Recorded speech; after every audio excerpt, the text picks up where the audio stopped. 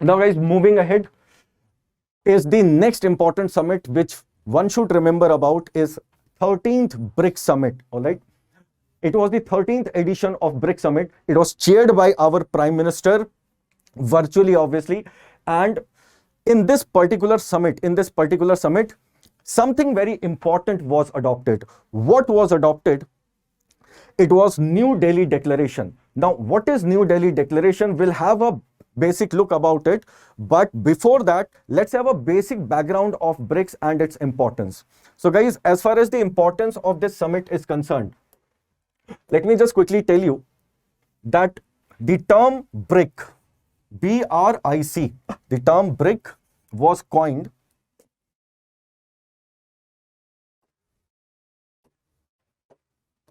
all right. So the term BRIC was coined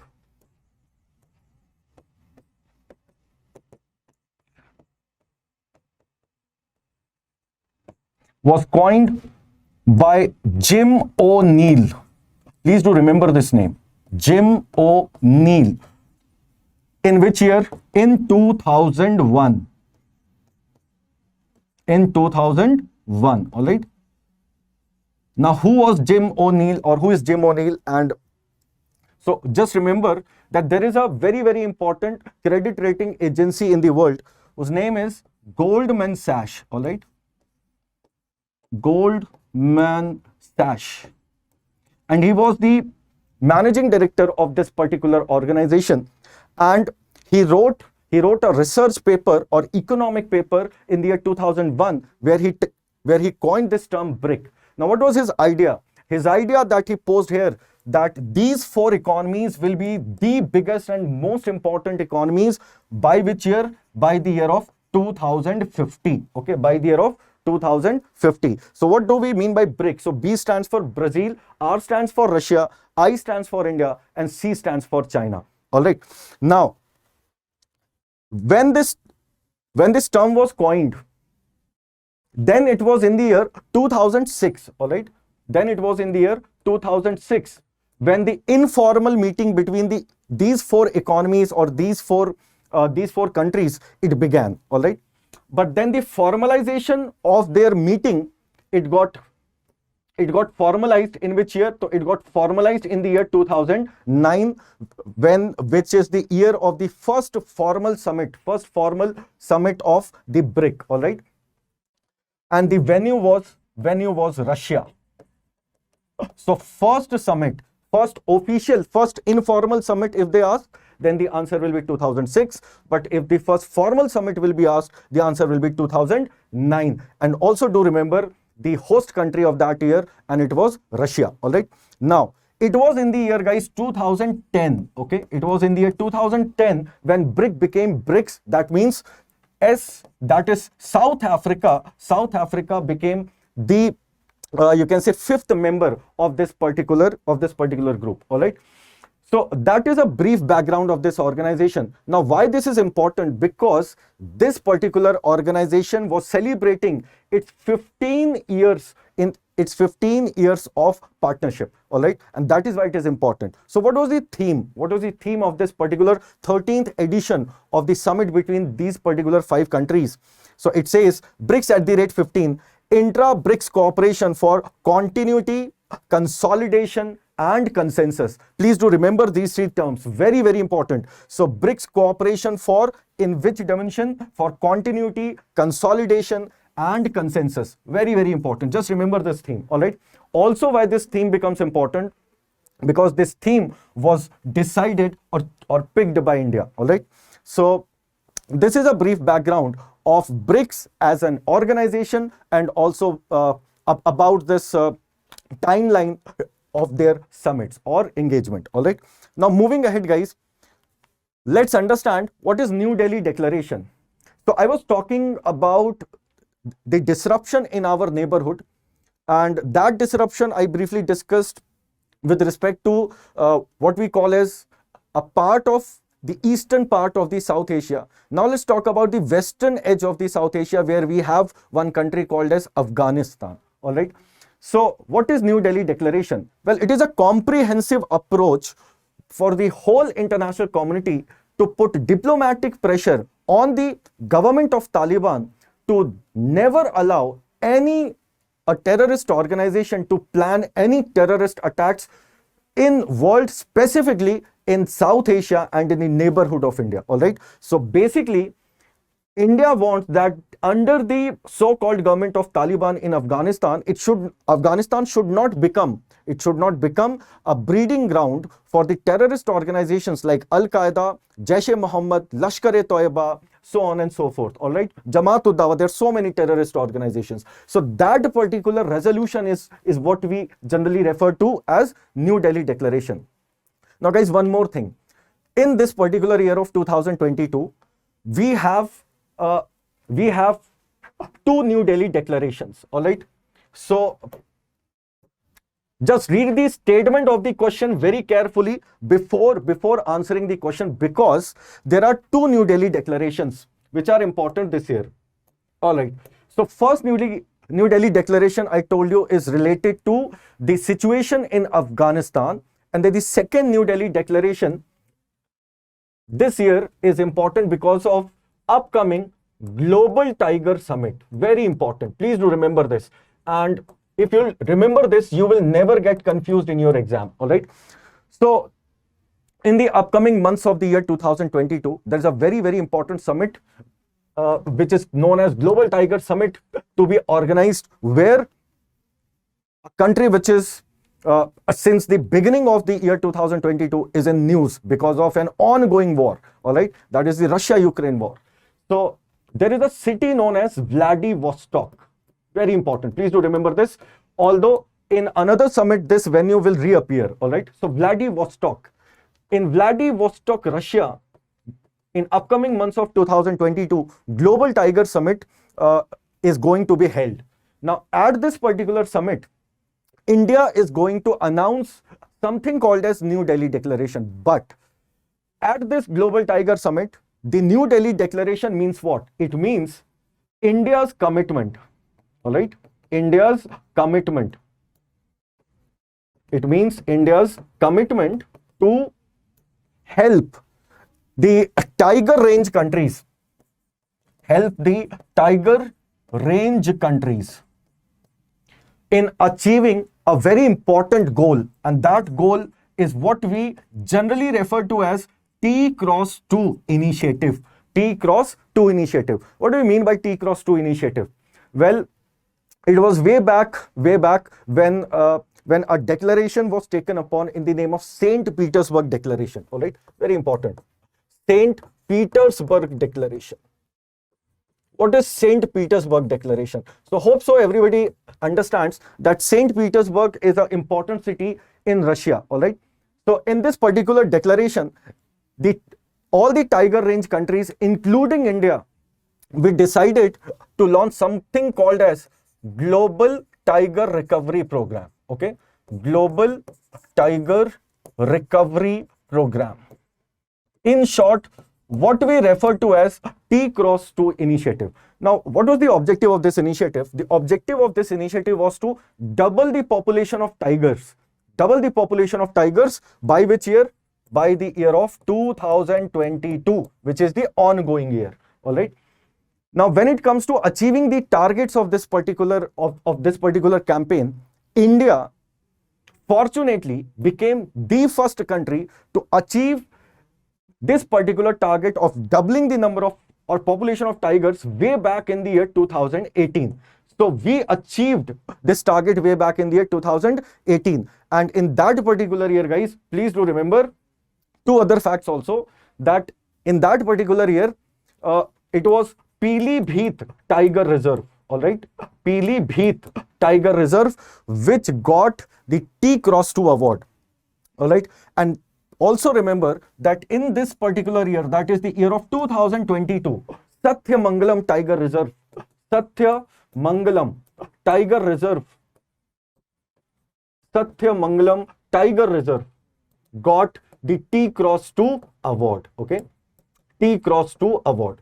So these are certain facts that you should remember, which are important for your exam. All right. So what we have to remember in brief, The Global Tiger Summit of the year 2022, venue is Vladivostok, Russia. Now, because the venue is important because of the ongoing Russia-Ukraine war, then what we have to remember that in this particular summit, India is committed to announce something called as New Delhi Declaration. What is New Delhi Declaration? Well, New Delhi Declaration is India's commitment to do what? To help the Tiger Range countries in achieving the goals of which campaign? T-Cross-2 campaign. What is T-Cross-2 campaign? So one can remember that it is the outcome of St. Petersburg Declaration, which said that Global Tiger Recovery Program or T-Cross-2 program will be launched. What is the objective? Double the tiger of population by which year? By the year of 2022. And then India was the first country which achieved this target way back, 4 years back of the targeted year. That was in the year of 2018. Then in the year 2018, what we have to remember, it was Pilibhit Tiger Reserve which secured or which got this T-Cross-2 award. And then it was in the year 2022, in the ongoing year, Satyamangalam Tiger Reserve got this particular award. Now guys, what else one must remember? We should remember that our achievement of this T-Cross-2 campaign is an outcome of Project Tiger, right? It is an outcome of Project Tiger, and Project Tiger was launched in which year? Also do remember, Project Tiger was launched in the year 1973, and it was an outcome of Wildlife Protection Act of the year 1972. Project Tiger was launched in 1973. The nodal authority of this particular project is what we refer to as National Tiger Conservation Authority, all right, NTCA, National Tiger Conservation Authority. And this particular authority is responsible for recognizing and declaring and establishing the tiger reserves in India. How many tiger reserves are there in India? So one can remember that as far as till year 2022 is concerned, there are 53 tiger reserves. There are 53 tiger reserves in India, whereas the 53rd or the latest tiger reserve is which one? Is Guru Ghasidas. Also you should remember which one is the 53rd tiger reserve. So it is Guru Ghasidas. Guru Ghasidas Tiger Reserve. Just give me a moment. All right. So Guru Ghasidas Tiger Reserve is the 53rd or the latest tiger reserve in India in the year 2022. All right. So guys, this much is the premise of New Delhi declarations. One, with respect to Afghanistan, you have to remember. And second, with respect to this upcoming Global Tiger Summit, you have to remember. All right. Now, let's move ahead. Okay. So moving ahead. Second is, next what one can remember is BRICS Counter-Terrorism Action Plan. Okay, BRICS Counter-Terrorism Action Plan. It is aimed at implementing the counter-terrorism strategy, which defines the approach and actions of 5 countries towards the counter-terrorism cooperation. All right. Now, there is a very, very interesting fact over here. One must be remembering, or one must be knowing about a community referred to as Uyghurs. Now, Uyghurs are the Muslim community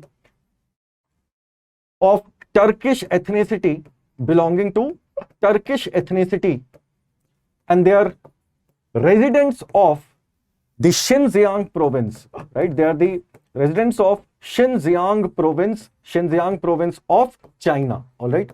And China has been alleged of, you can say, religious persecution of this particular community in this particular province, a province which shares its border with the current union territory of Ladakh and the disputed region of Aksai Chin area. All right. So this region becomes very, very sensitive for India also. So these Uyghur settlements, these Uyghur Muslims are being religiously persecuted by China in the concentration camps. That is what is the accusation of United States of America, its allies, and also by India. All right. So why I am citing this fact here? Because you must remember that in Afghanistan there is a narrow patch of corridor, and that corridor is known as what? That corridor is known as Wakhan corridor. That corridor is known as Wakhan corridor. Now, it is this Wakhan corridor through which Afghanistan gets connected to the Xinjiang province, and using this particular corridor, guys, the Uyghur terrorist organizations or insurgent groups, they basically attack these concentration camps where these Uyghur Muslims are being religiously persecuted. So there is this understanding that China, through Pakistan, is trying to have an informal partnership with the Talibani government, so that it could get an assurance that Taliban will not allow these Uyghur terrorist organizations to use this Wakhan corridor and attack inside the government establishments, or so-called these concentration camps where these Uyghur Muslims are being kept. All right. So this is another region or issue that one can remember as far as the BRICS counter-terrorism action plan is concerned. All right. Okay. Now let's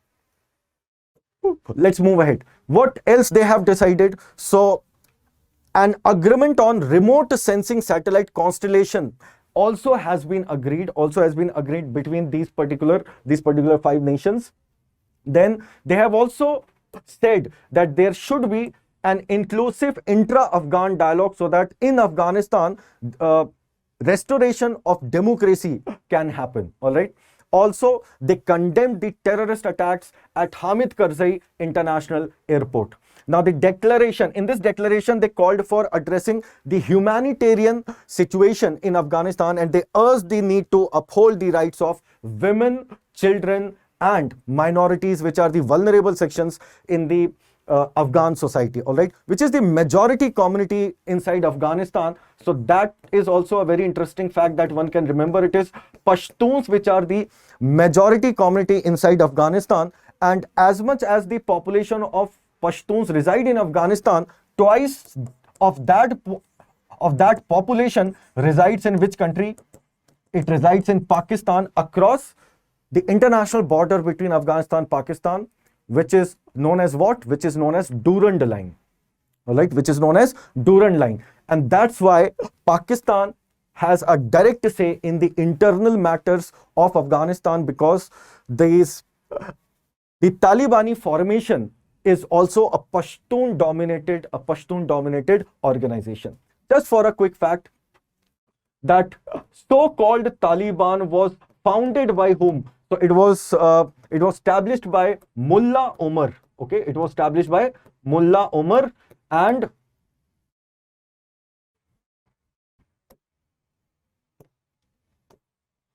it was established by Mullah Omar when Operation Cyclone came to an end. Okay, after the end of Operation Cyclone. What is Operation Cyclone? So just remember this much, that Operation Cyclone was that military operation which was launched by United States of America and its intelligence agency, that is CIA, in Pakistan to aid, abet, provide arms, ammunition and militia training to the Afghani people, or Afghani, you can say rebels, who called themselves as Mujahideens, who were fighting a war against the invasion of USSR in Afghanistan, and that was the year of 1979.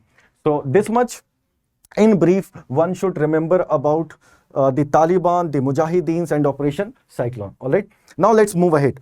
So next is the commitment of these BRICS countries to promote a more inclusive, equitable and representative multipolar international system with United Nations at its center. All right. Now this is a very, very important fact. United Nations at its center. Hope so you must be aware about a group called as G4. All right. Group of 4 countries. Which 4 countries are this? First is India.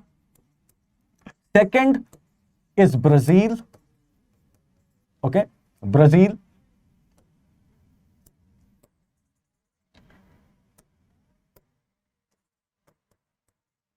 Third is Germany. All right, and fourth country is Japan. Now, the association of these 4 countries is what we refer to G4. Why is this important and why I'm quoting this just here? Because this G4 group, way back in the year 2005, placed a resolution or introduced a resolution at United Nations General Assembly platform demanding for the expansion or reforms at UNSC, United Nations Security Council. So one can remember 2 very important points from that resolution. All right. First, these 4 countries said that within UNSC, in that P5 group, what is P5 group? The permanent 5 members of United Nations Security Council. And I am assuming or hoping that everybody knows about these 5 countries. Which 5 countries are we talking about? It is USA, UK, United States of America, United Kingdom, then we have France, right? We have France, then we have Russia, and then we have China, or what I refer to officially as People's Republic of China, PRC. So these are the 5 permanent members. So what is the argument of these countries? That expand the permanent seat, add 4 more seats to this P5 group, plus an expansion into non-permanent member category, an expansion in non-permanent member category,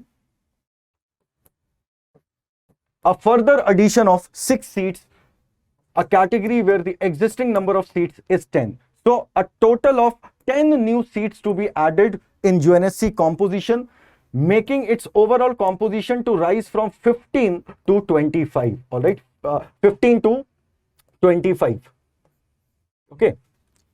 Now we understand, now these 4 countries understand this fact very well, that if any country has 2 things, first, a veto power in UNSC, and second, nuclear weapons.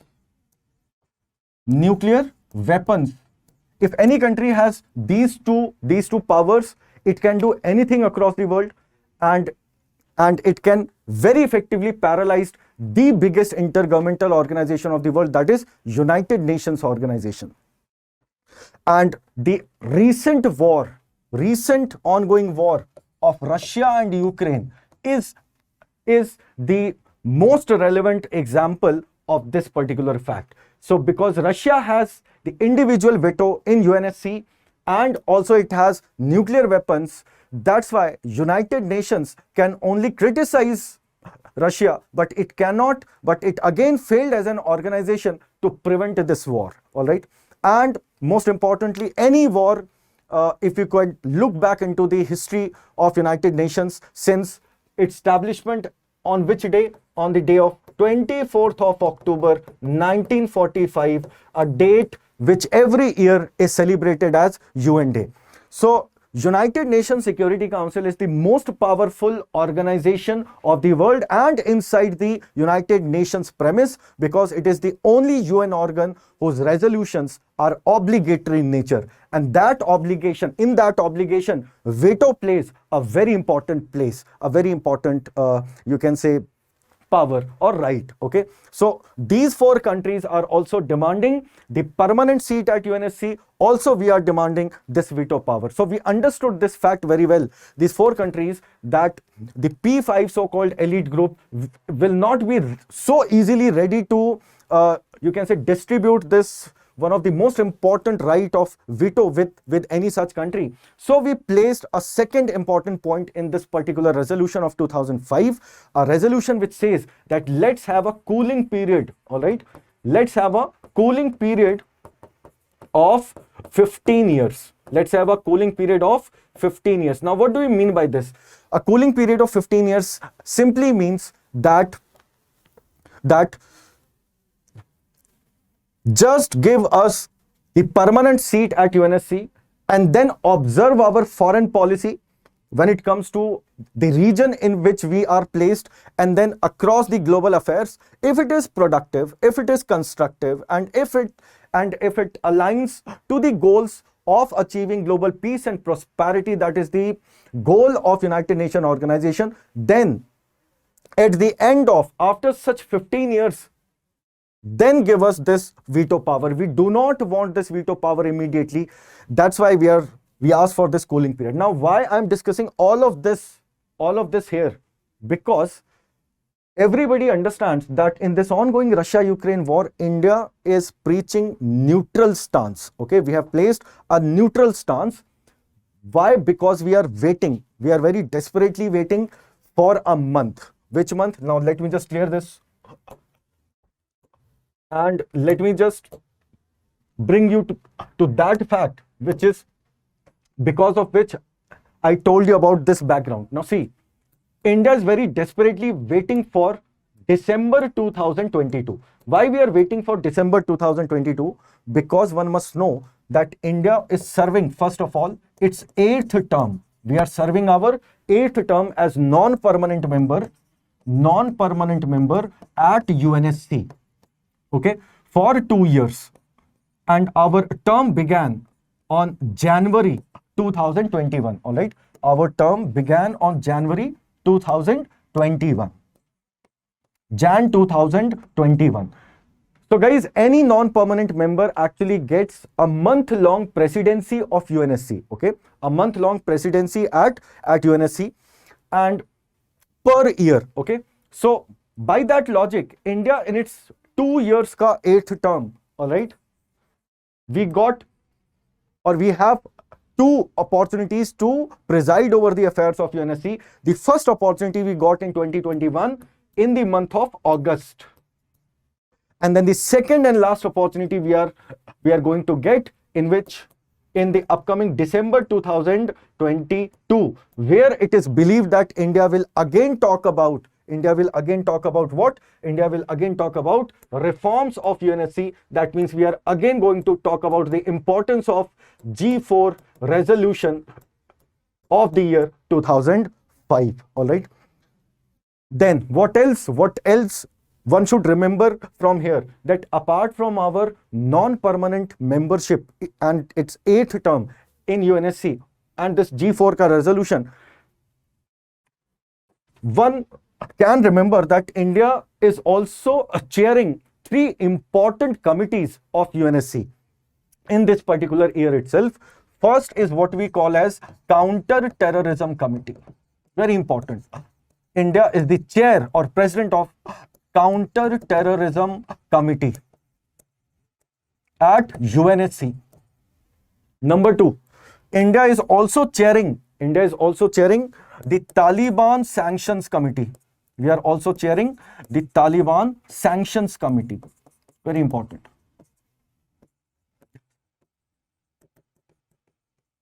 Then third is what we refer to as Libya Sanctions Committee. Libya Sanctions Committee. Now guys, just focus on the committee number 1 and 2.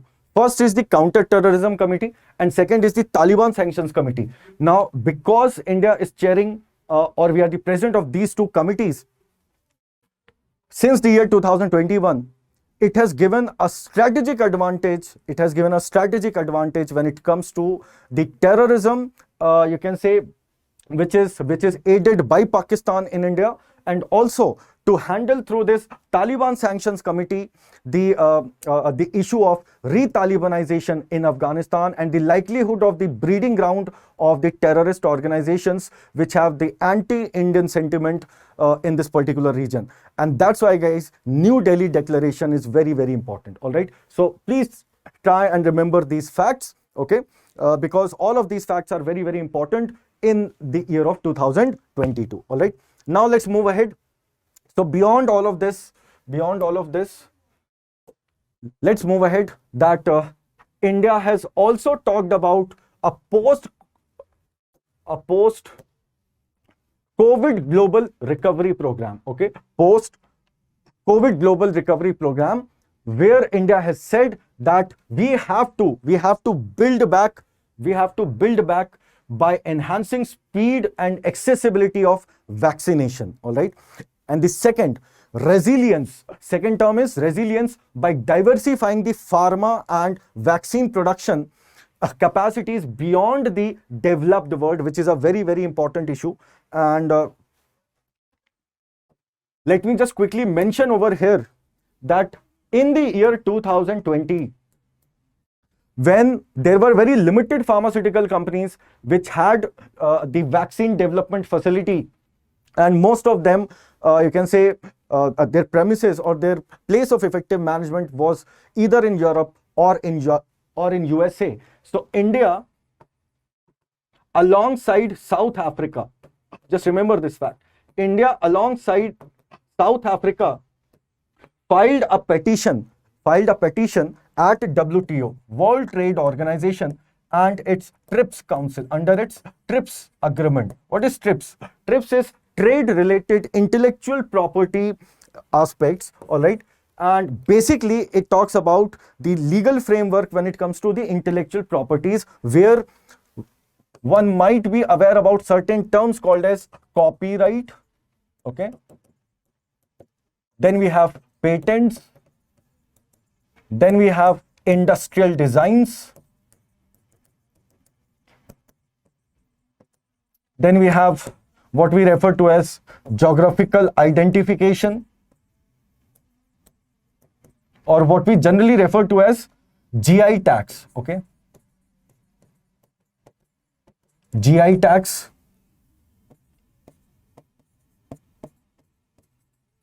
All right. So the issue is with respect to the patents. All right. So India filed a petition alongside South Africa in the year 2020 in the TRIPS, under the TRIPS agreement, that the issue of, or the rider of, compulsory licensing should be invoked.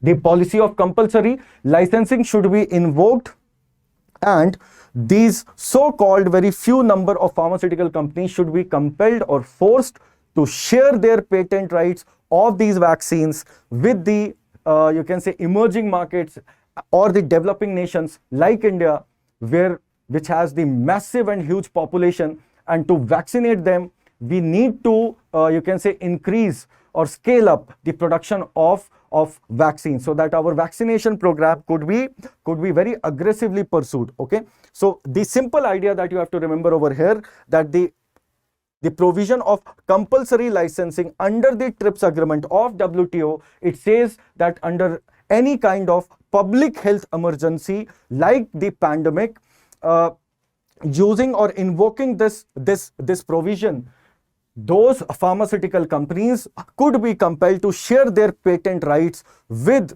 the pharmaceutical companies of the other nations, so that the collective effort in developing vaccines or medicines could be increased. Okay, all right. So this was about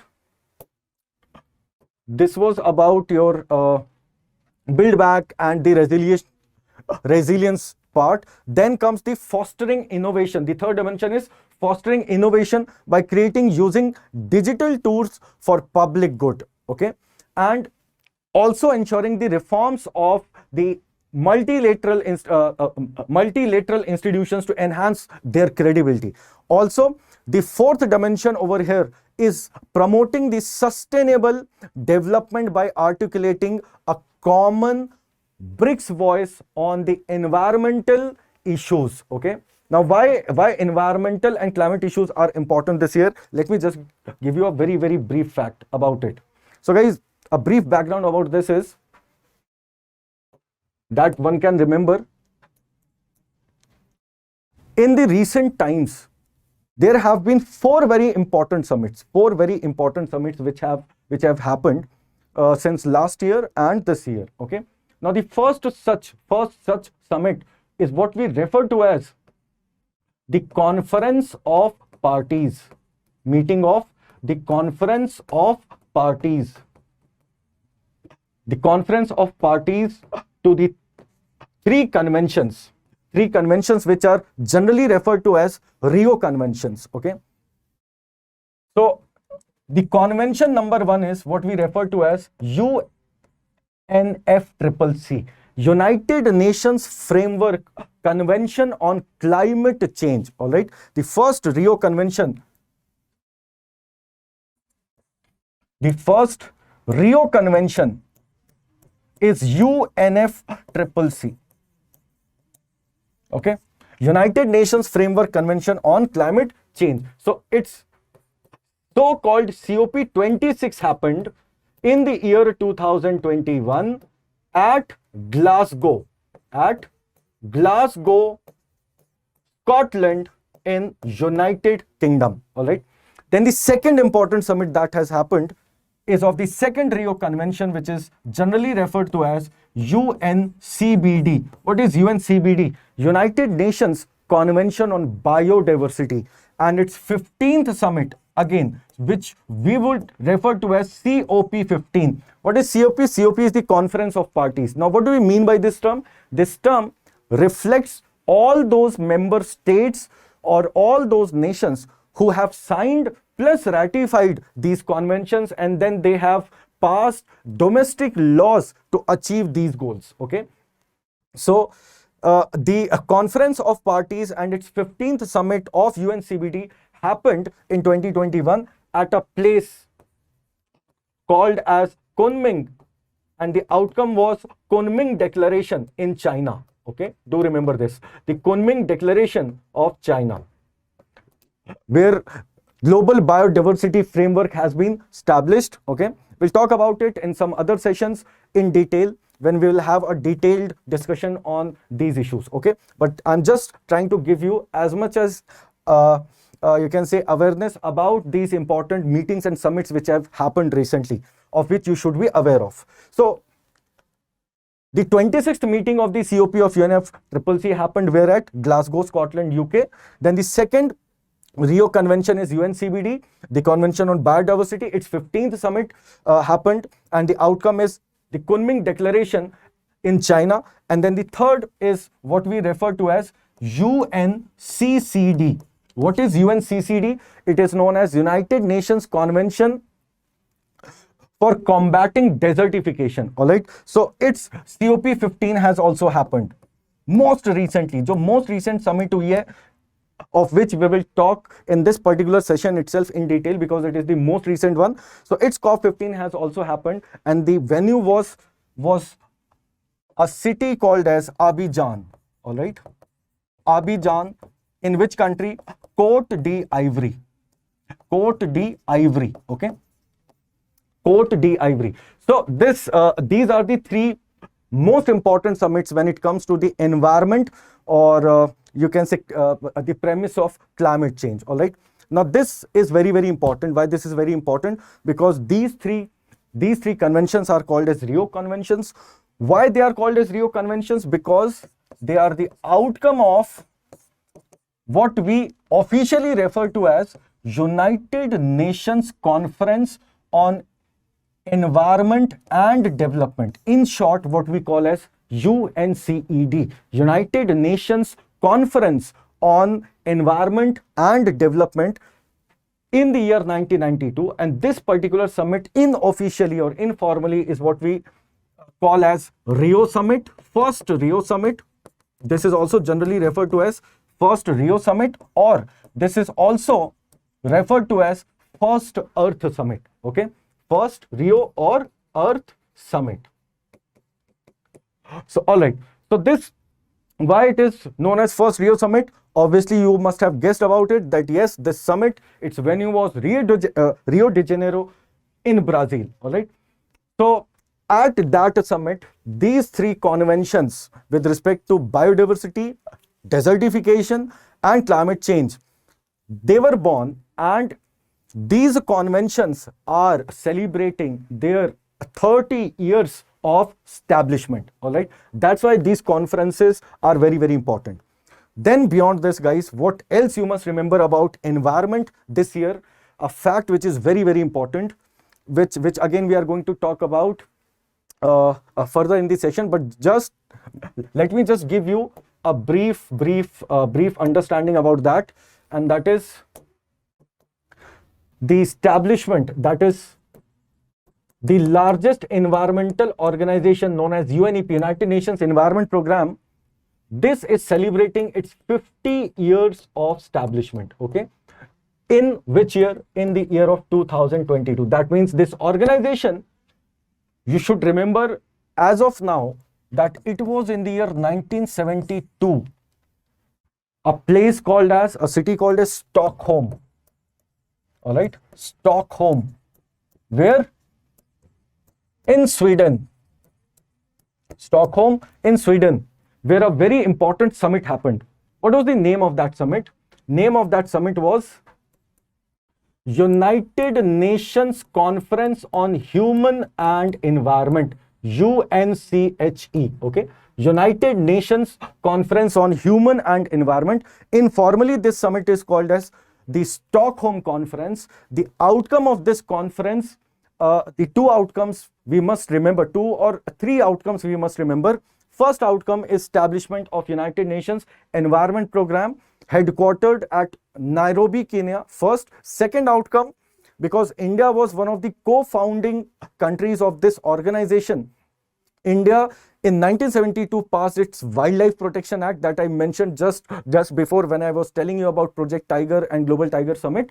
And the third key outcome is the Enforcement of Environment Protection Act. Enforcement of Environment Protection Act, EPA, in the year 1986, although we were very late in passing this legislation known as Environment Protection Act in 1986, and that too happened because of a very unfortunate industrial disaster that happened at Bhopal, which most of you would be aware of with the name of Bhopal gas tragedy. So because of that Bhopal gas tragedy of 1984, there was this popular narrative across the nation that now is the right moment that the government of India should seriously focus on introducing a legislation to conserve and protect environment. All right. So guys, this much is the premise that one should remember, and we are obviously going to look at this UNEP at the rate 50 years in this particular year. All right, so next is, let's move it. So this is the premise of the BRICS summit that happened, and its meaning and its understanding that we must keep in our mind.